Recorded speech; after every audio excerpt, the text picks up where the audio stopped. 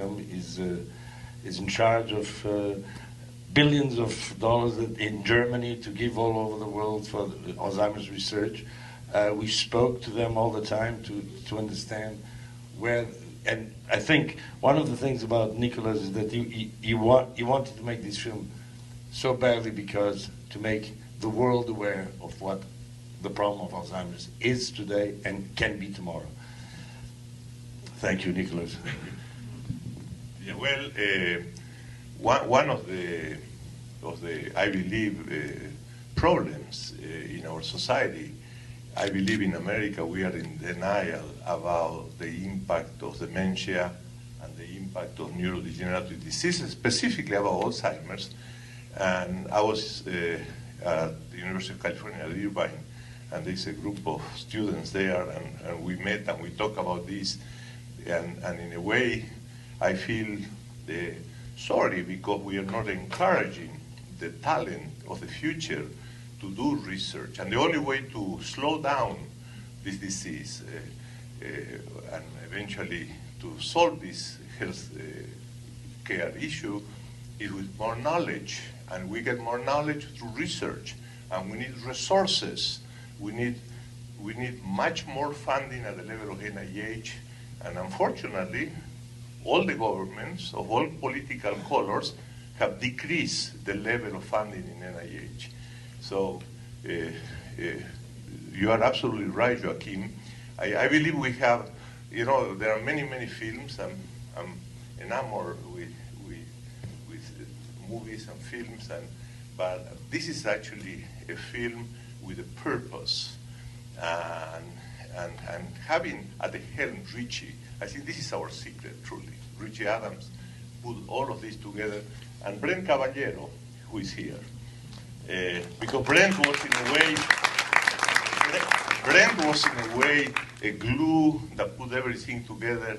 He kept control of the little budget that we have and told many times no to many things. And you did.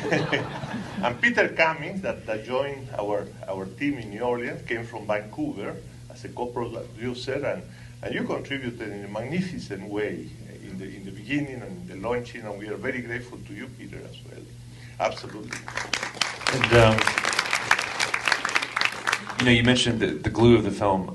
New Orleans plays such an integral role. It's almost like a character on screen. I was just there a couple of weeks ago. For a bachelor party, so I don't remember much. But no, I mean, it took me back from just the music to the homes, the businesses, everything about the trolley, St. Charles. If you could maybe talk about filming there, was it shot entirely in New Orleans then?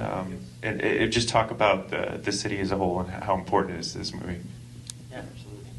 Yeah, it was shot, I'd say 95% in New Orleans, and without the resources of a big budget, it was a lot of the people you see up here going up to meet store owners and people. I have very lofty visions, which everyone here knows that that's a big problem when you don't have a lot of money. But I said, we need that house on St. Charles. It's beautiful. It's perfect. You can't make this film without shooting on St. Charles.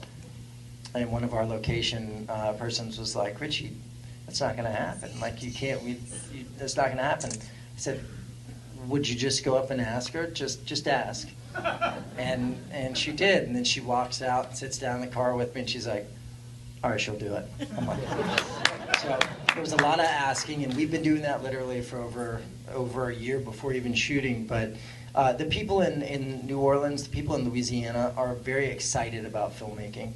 So that's it's a relatively new production hub. I mean, I think as of recently, Louisiana might actually be #1 in filming. It was, or in films being made domestically. And when you have so many excited people in the city gets behind you, and that's how that was made possible.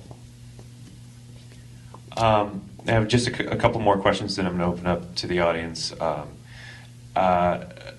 Joaquim, if you can maybe talk again just about, I mean, you bring so much passion on screen, and you mentioned the personal nature of this film and this role.